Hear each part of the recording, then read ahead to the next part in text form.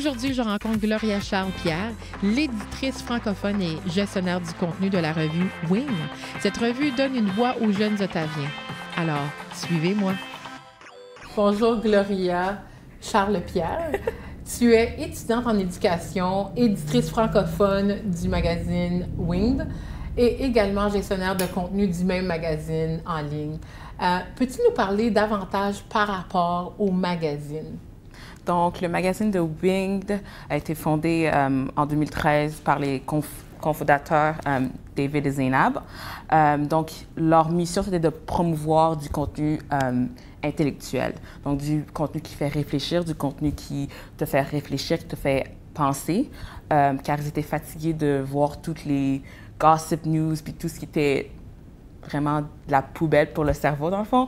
Donc, ils voulaient vraiment faire un magazine, donc les jeunes pourraient vraiment réfléchir, puis apprendre, puis se développer. Et toi, tu as un atout et une passion pour les lettres, les communications. Oui, en effet. Tes études collégiales étaient en lettres. Et qu'est-ce qui t'a amené à cette équipe aussi dynamique de Winged? Donc, j'ai toujours une passion pour l'écriture. Donc, quand j'étais petite, je voulais devenir journaliste, je voulais écrire des romans. Donc, j'ai toujours voulu écrire. Donc, quand je suis arrivée à Ottawa en 2013, j'ai rencontré une équipe qui s'appelait le Her Campus. Donc, j'ai écrit pour eux pendant l'année scolaire. Puis, pendant l'été, je m'ennuyais de pouvoir écrire. Donc, j'ai trouvé une annonce sur Kijiji. Sur Kijiji? Sur Kijiji, oui. Incroyable. Donc, ils cherchaient une écrivaine. Puis, j'ai postulé, puis j'ai commencé à travailler en 2014. Donc, c'était vraiment un long cheminement avec eux. Donc, j'ai commencé écrivaine, puis après, j'ai monté un petit peu dans l'échelon, dans l'équipe. Et si on retourne un peu à ton côté personnel, tu es quelqu'un qui partage, qui est responsable de contenu pour Wing, mais aussi tu partages des moments très importants dans ta vie sur ta plateforme sociale. Et récemment, tu as terminé tes études à l'Université d'Ottawa. Félicitations. Merci. C'était un moment fort intéressant parce qu'on voyait au cours de la journée, plein de moments avec ta famille, avec toi, dans ta toge. Oui. C'est des années de travail. En effet. Peux-tu nous dire tout le cheminement qui t'a amené avec ta famille ici jusqu'à Ottawa pour étudier? Donc, après le cégep, donc j'ai fait un DEC en arts et lettres à Maisonneuve. Je savais vraiment pas ce que je voulais faire, à part que je voulais écrire. Donc, j'ai postulé un peu en secret en lettres françaises. Ma mère n'était pas contente quand elle a appris que j'ai postulé dans ça encore, mais je voulais... Pourquoi? Je sais pas, ma mère voulait que je fasse quelque chose de plus, je sais pas, utile. Plus pratique. Donc, j'ai vraiment postulé un peu en secret. J'ai été acceptée dans le programme. Mais vous étiez encore à Laval? Oui, on était à Laval, dans le fond. Donc, je voulais pas appliquer non plus à Ottawa. C'est ma mère qui m'a un peu forcée à dire « OK, on se va à Ottawa, donc applique pour Ottawa. » Mais je veux pas aller à Ottawa, maman. Mais elle voulait vraiment me pousser à aller à Ottawa. Donc, c'était un petit peu, bon, comme tu me forces à Ottawa, je vais appliquer dans ce que je veux faire. Et puis, on est arrivé... je suis très têtue, malheureusement. Donc, on est arrivé en 2013 à Ottawa. Et Ottawa t'a beaucoup amené parce que tu as été impliquée dans plusieurs projets. En effet. Et puis, tu es éditrice francophone, alors tu aimes la langue française. Oui, en effet. Et tu t'assures du contenu. C'est quoi un peu ton rôle? On sait c'est quoi une éditrice, mais peux-tu nous donner c'est quoi ton rôle plus spécifiquement pour ce magazine en ligne? Donc, dans les deux magazines que j'ai travaillé pour, donc Her Campus puis Winged, il n'y avait pas vraiment de contenu en français sur les sites. Donc, c'est un peu moi avec ma francophonie fière. Donc, j'ai dit, on va faire une équipe francophone. Donc, c'est moi qui ai trouvé les premiers écrivains pour nos équipes. C'est moi qui les ai interviewés, qui les ai un peu comme montré comment écrire, un peu de mentorat, dans le fond. Puis, c'est moi vraiment j'ai vraiment bâti l'équipe pour avoir un contenu bilingue parce que je trouve qu'Ottawa est une ville, Ottawa est une ville bilingue. Donc, il fallait représenter pour les deux populations francophones et anglophones. Donc, j'ai vraiment pu travailler avec des nouveaux écrivains qui voulaient en apprendre dans le métier, qui voulaient découvrir la passion pour l'écriture. Donc, j'ai vraiment travaillé avec des jeunes qui... Moi aussi, je suis jeune. Aussi passionnée de l'écriture que toi. Exactement, donc c'est ça. Qu'est-ce que j'aime beaucoup avec ce magazine en ligne, c'est qu'on retrouve vraiment le cœur d'Ottawa. On voit des personnes qui nous entourent, on retrouve des visages, dont notre mère Jim Watson. Et dernièrement, vous avez fait un lancement d'un livre qui regroupe Jim Watson et d'autres personnages qui forgent l'image d'Ottawa. On l'a ici. Oui. Peux-tu nous parler de qu'est-ce qu'on peut retrouver dans ce livre qui s'appelle Insider's Guide to Canada's Capital? Donc, c'est un livre en 2 parties. La première partie, c'est vraiment des endroits d'Ottawa qu'on peut visiter selon différentes saisons, selon différents types de personnages que tu es. Donc, si tu aimes l'aventure, toutes les choses qui vont avoir avec l'aventure. Puis la deuxième partie, c'est vraiment comme des gens d'Ottawa. Donc, les gens qui vivent à Ottawa, qui aiment Ottawa, des gens qui ont des métiers différents. Donc, on peut retrouver M. Jim Watson dans le livre, puis d'autres personnes de la ville d'Ottawa qui y vivent et qui l'influencent. Oui, puis qu'est-ce qui était intéressant dans tout ça, c'est que vous avez lancé la bande-annonce pour ce livre-là sans même avoir créé le livre. Oui, en effet. Pourquoi vous avez fait ça? C'est un peu risqué, je dois Très dire. risqué. Honnêtement, on était un groupe de jeunes, on avait une idée en tête, puis on était tellement excités de faire le livre qu'on n'a jamais compris que ça prenait beaucoup, beaucoup de temps. Donc, ça a pris environ 2-3 ans faire ce livre-là. Oh, wow! Donc, environ 2 ans et demi. Donc, quand on a fait la vidéo, on avait juste une idée en tête de ce qu'on voulait dans le livre, mais en fait, on n'avait pas de contenu, on n'avait absolument rien commencé. Et qu'est-ce que vous recherchiez à ce moment précis pour faire ce livre-là? Pour la deuxième partie, on voulait que les gens puissent exactement, se retrouver dans le livre. Donc, on a demandé aux gens de faire des soumissions de leurs histoires qui voulaient dans le livre. Donc, on a eu plusieurs centaines d'histoires, puis il fallait chercher, peut-être pas les meilleurs, mais ceux que qu'on trouvait que le monde allait plus aimer puis plus s'identifier. Donc, on a vraiment fait des soumissions publiques pour des histoires, pour des photos aussi.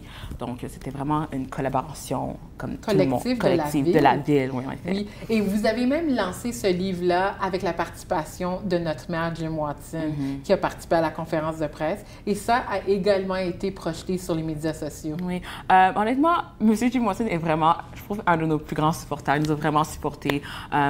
On allait à ses bureaux avec des idées, il nous accueillait toujours à bras ouverts. Donc oui, quand on a fait le lancement de notre livre, il était là. On était vraiment contents de l'avoir avec nous. Donc oui, M. Jim Watson est vraiment quelqu'un présent dans notre histoire. Ouais. Oui. Et comment vous avez fait pour sélectionner les personnages? Parce que vous avez reçu beaucoup de personnes qui ont répondu à l'appel suite à votre publication sur Instagram et également sur YouTube. Comment vous avez pu sélectionner les meilleures histoires? Est-ce qu'il y avait des critères de sélection? Je pense pas qu'il y avait des critères, parce que je ne m'étais pas trop investie dans cette partie-là, mais je pense que David et Zainab, donc les cofondateurs, ils recherchaient vraiment, comme j'ai dit, des histoires que les gens allaient pouvoir reconnaître. Puis des personnes aussi que les gens s'y connaissaient un petit peu. Donc, parfois, c'est des gens qui disaient « Ah, on veut que cette personne-là soit...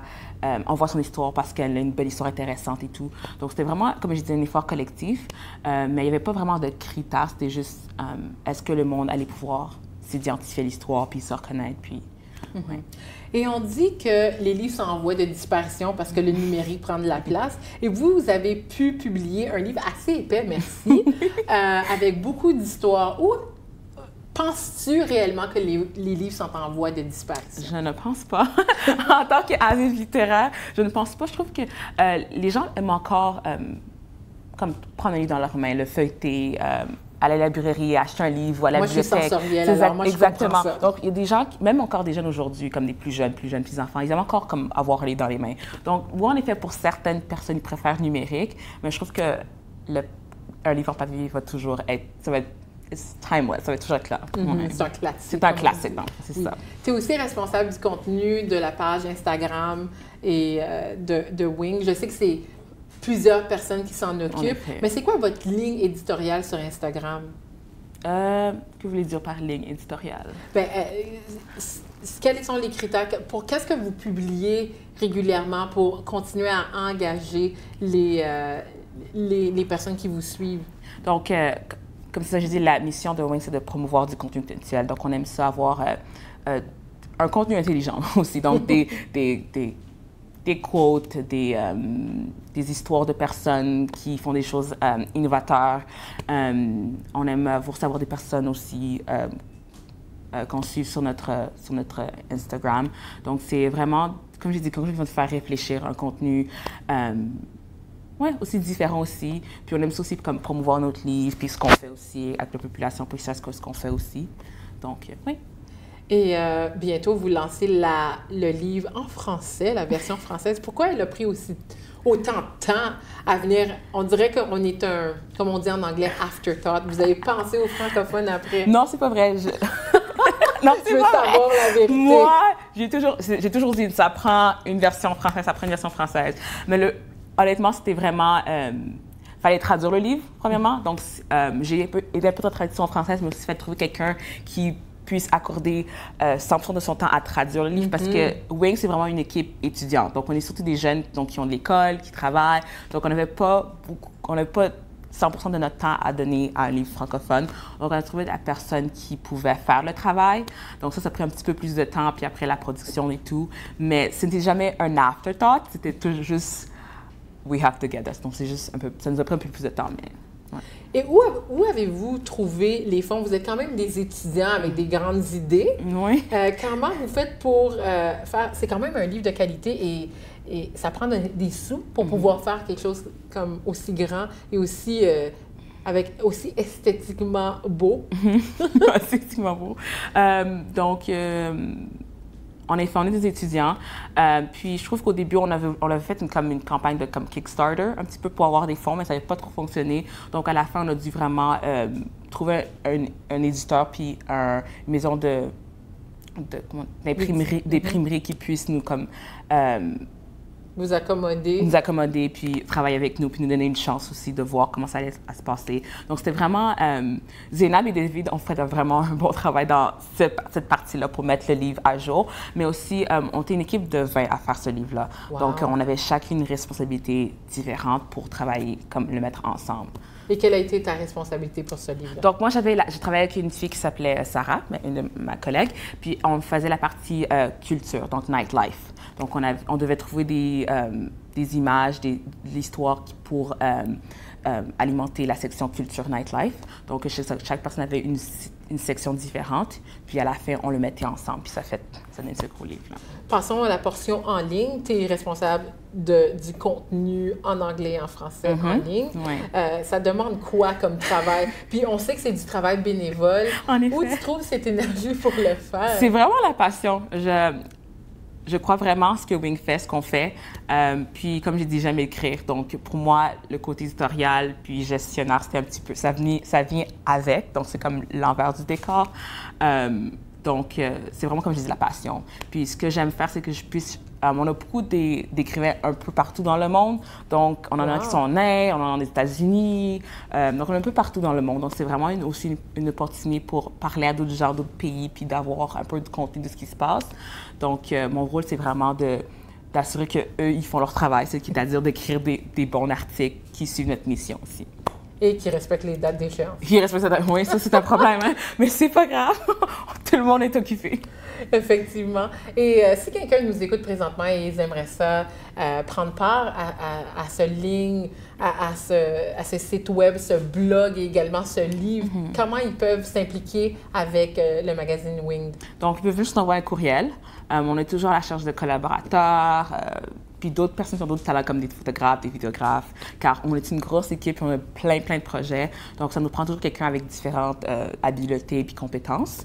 Donc, oui, on peut nous envoyer un courriel ou nous envoyer des messages sur social media. C'est ça que moi, j'ai fait pour entrer en contact avec vous, effectivement. Donc, juste sur social media, on a toujours quelqu'un qui répond aux courriels, nos messages chaque jour. Donc, ça ne prend pas de temps pour avoir une réponse. Super.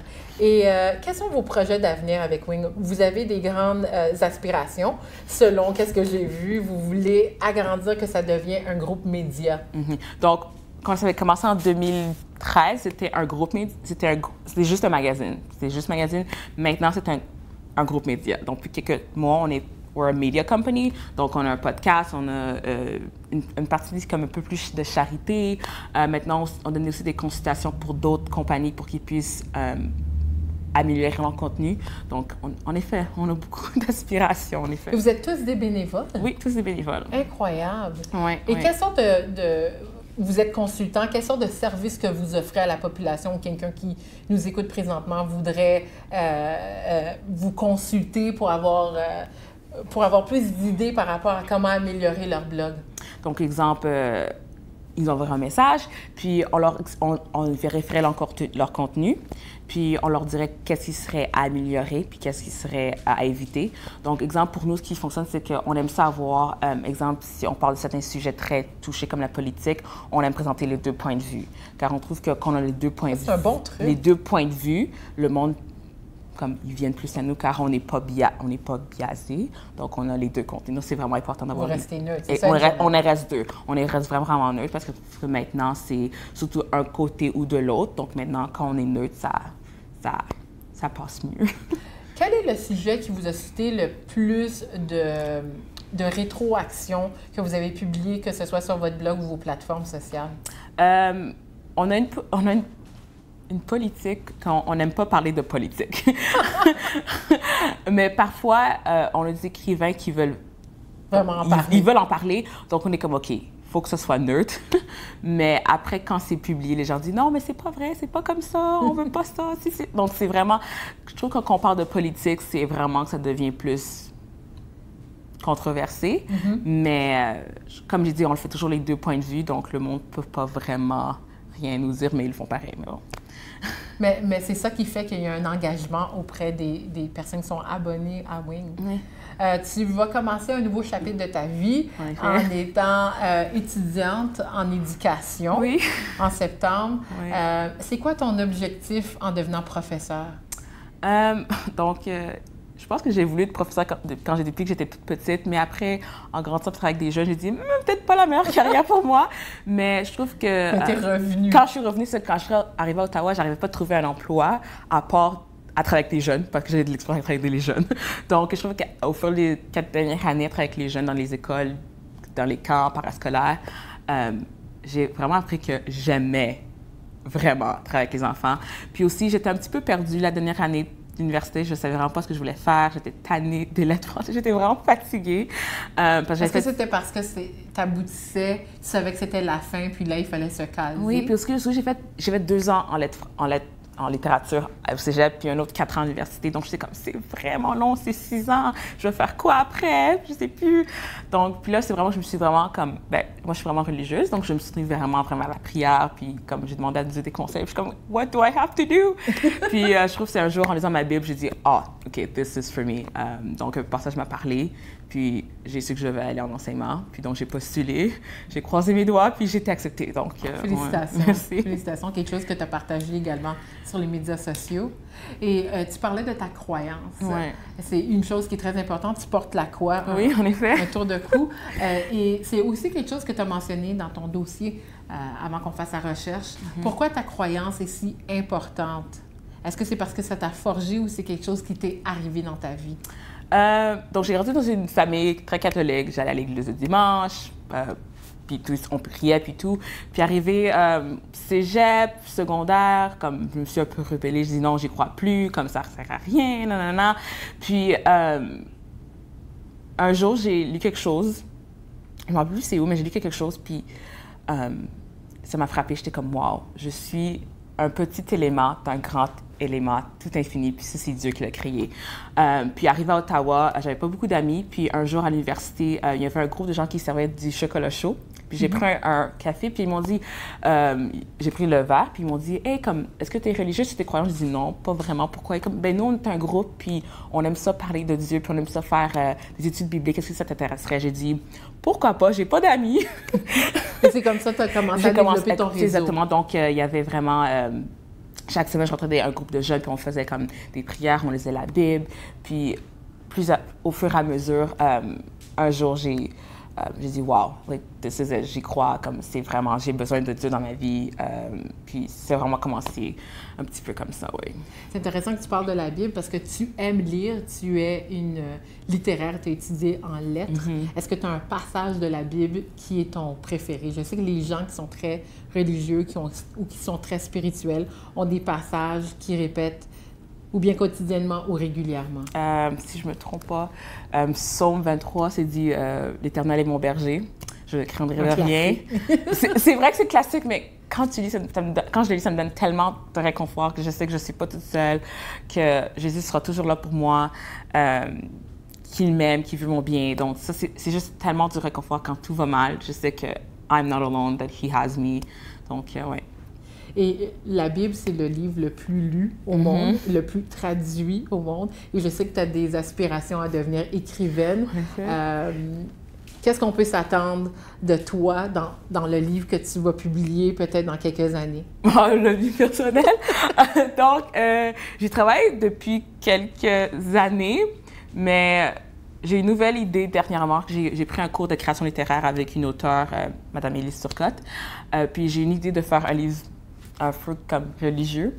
Donc, on va trouver beaucoup de religion dans mon prochain livre personnel. Excellent. Donc, ça va être un petit peu, je ne vais pas trop dire, là, mais ça va être vraiment comme, on va trouver beaucoup de passages de la Bible, ça va vraiment être très spirituel, puis, ouais. Donc, ouais, j'ai excitée.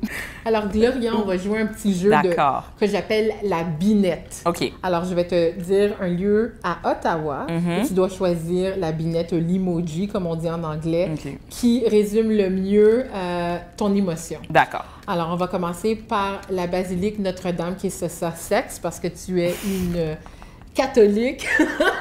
J'ai une amie qui se marie là il y a 2 semaines, dans 2 semaines. Donc, ouais. Super, super. Une autre place, le centre Shenkman. Centre Shenkman. Ouh, ça c'est Orléans, près de chez moi. Donc, je vais dire que c'est cool parce que j'aime... Je veux dire, c'est cool parce que j'aime les arts. Super. Un autre lieu, le Canal Rideau. Canal Rideau. Oh, I don't know. C'est entre deux. Pourquoi? Je sais pas. Entre deux quoi? Je veux voir les binettes. Entre ces deux-là. On va pas parler de l'excrément, mais on va parler du 100%. Mais 100% parce que, oui, c'est beau l'hiver pour patiner puis tout ça, mais quand il fait froid, donc c'est à cause de ça qu'il fait froid, donc c'est pour ça que j'ai fait le... C'est la cause de notre froid, ça. Excellent. Et le 150e anniversaire du Canada, on est dans la capitale nationale. Tu viens de Montréal et on t'a accueilli à bras ouverts à Ottawa. Alors, quelle est la binette qui représente le mieux ton émotion par rapport à la capitale nationale? Super. Pourquoi? C'est angélique. Je suis contente. J'ai été bénie ici, dans le sens que je suis très contente de ce qui m'est arrivé ici. Puis, oui, donc je suis assez contente, puis, oui. Et la question qui tue, oui. Quand tu penses à tes études en éducation pour les prochains, je pense que ça a passé de 2 à 3 ans, non, de 1 an à 2 ans. Je suis vraiment excitée, par contre, je suis vraiment excitée pour ça. Donc, c'est cool. C'est cool, je suis vraiment contente. J'ai hâte de finir, par contre, mais bon. Super, merci d'avoir participé. Pas de problème. Et pour retourner à Wing, à quoi qu'on peut s'attendre pour l'avenir sur le blog et sur les plateformes sociales? Beaucoup plus de contenu, puis aussi beaucoup plus d'autres projets parce que, en premier lieu, le livre, c'était un projet sur le côté, c'était pas notre mission principale. Donc ça, c'était un de nos projets, puis on va faire aussi d'autres projets un peu plus de charité en fond. Comme quoi? Donne-nous des Comme exemple, l'hiver dernier, à Noël, on a fait une campagne qui s'appelait The Thoughtful Gift. C'est une idée que j'ai eue pour donner un peu à la communauté qui était en besoin. Donc, on a donné environ 100 boîtes de care packages à des gens dans le besoin. Puis, donc, on a vraiment on a travaillé avec la population pour donner des produits, des choses que le monde aurait besoin, comme des chaussettes et tout ça. Quels étaient les bénéficiaires? Quels étaient ces organismes? Donc, c'était 3 centres de bienfaisance qui travaillent avec les femmes battues. Puis les enfants dans le besoin. Donc, on avait 3 centres. Donc, Harmony House, puis Saint-Joe. Je ne me rappelle plus du 3e, je me sens horriblement. I feel horrible, I can't remember the last one. Mais c'était 3 centres qui étaient vraiment dans le besoin pour aider les femmes à se remettre, comme l'abus puis tout ça. Puis maintenant, on va faire une autre campagne d'ici prochainement, on va commencer, mais pour le retour des classes, car on a fait beaucoup de familles, la période de retour des classes est vraiment stressante pour eux, qu'elles n'ont pas les sous pour aider leurs enfants. Donc, on va faire une prochaine campagne qui va commencer dans quelques prochaines journées pour justement ramasser des dons puis des fournitures scolaires pour les enfants pour remettre à Patrouille d'Ottawa, donc qui est une organisme d'Ottawa qui travaille avec les enfants dans le besoin. Et tu vas continuer à desservir la population francophone avec du contenu francophone? En effet, donc toujours, j'espère vraiment pouvoir agrandir nos écrivains francophones sur le site. Je crois qu'on a comme environ 4 écrivains francophones en ce moment, mais j'aimerais ça beaucoup en avoir peut-être une dizaine ou plus que ça parce qu'on a beaucoup d'écrivains qui écrivent en anglais. Puis comparé à ce qu'on a en français, c'est pas beaucoup. Donc j'aimerais beaucoup avoir plus d'écrivains. Excellent. français. Tu as parlé aussi de podcast. Podcast, oui. Est-ce que tu as des podcasts en français? Non, on n'en a pas en français. Ah, je le savais! Je l'ai cherché, par exemple. Oh, mais j'aimerais ça, mais... Ça prend encore ça des prend, gens. ça prend du temps, ça prend quelqu'un qui est intéressé à le faire, qui a le temps pour le faire. Mais je veux dire, moi, Zénab, oui, il faut un podcast en français. Et est-ce que tu penses que la langue française, c'est une langue qui est tellement difficile à maîtriser à l'écrit que vous avez, puis je suis certaine que c'est un défi que la plupart des journaux, des médias écrits et numériques vivent? Je trouve que le français, c'est une belle langue. Peut-être facile à apprendre à l'oral, mais pour l'écrit, c'est juste difficile à cause de toutes ces règles de grammaire. Moi, j'adore la grammaire, donc ça ne me dérange pas de l'apprendre, mais quand à chaque une année ou 2 années, il y a comme une nouvelle grammaire, une nouvelle édition qui sort, ça décroche tellement les gens à vouloir apprendre une nouvelle version. Donc, je trouve que c'est pour ça qu'à l'écrit, comme on souffre parfois, car il y a tellement de petits changements ici et là que c'est comme ridicule. En tant que futur éducateur, professeur, est-ce que c'est quelque chose que tu veux transmettre, l'amour de la langue et de la grammaire? Oui, et de la grammaire. Oui. D'aimer la grammaire. Je trouve que moi, je l'ai appris parce que mes professeurs qui faisaient de la grammaire faisaient d'une façon tellement amusante. Puis, donc, c'était vraiment intéressant. Donc, j'aimerais vraiment, en effet, transmettre cette passion-là, cet amour-là pour mes prochains enfants. Pas les enfants, mais... Oui, mais c'est ça, enfants, mes enfants, les petits-enfants là, à l'école, puis tout ça. Donc, ce serait vraiment... En tout cas, Gloria, tu es inspirante. J'ai hâte de te voir en tant que professeure, puis on va continuer à te suivre tant en tant qu'éditrice de Wing et également en tant que future professeure. Parfait, merci beaucoup.